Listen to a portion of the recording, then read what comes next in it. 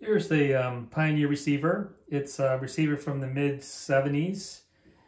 It's the SX434.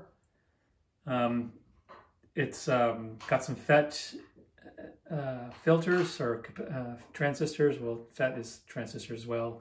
FET style transistors, as well as some ceramics in the innards of this. And it sounds great.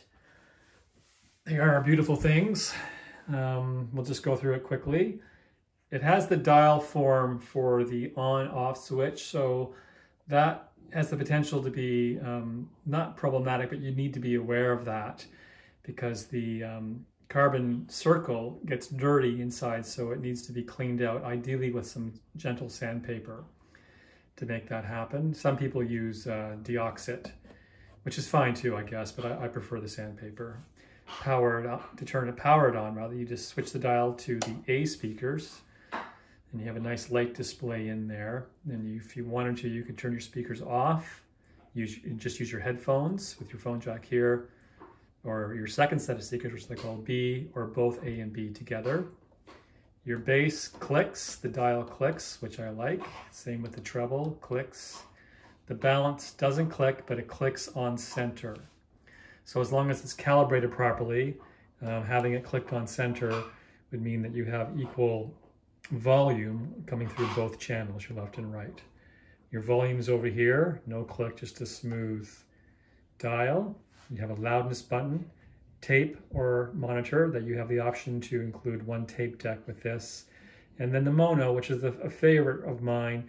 Like example, I like listening to Miles Davis, Kinda Blue.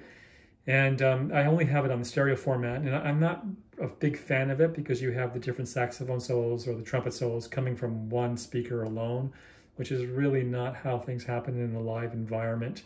So flipping that onto the mono during those such recordings is a bonus, I think. Then your FM muting, and over here you have your selectors for your inputs. You can use AM, FM, your phono or your auxiliary, and your mic. The phono and the mic is the same. You can see there's a line going through here, and I'm not sure if that means that the mic is going through the phono preamp or how that's constructed on the inside, but that's interesting. Then a nice smooth dial with your tuning light on there as well. It's a great little receiver. Pioneer is loved by almost everybody. So it's a wood cabinet with a vinyl covering.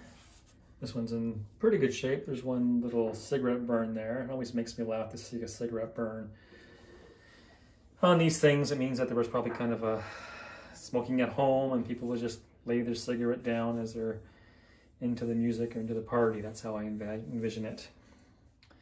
Anyways, thanks very much for watching. Again, it's the Pioneer SX434.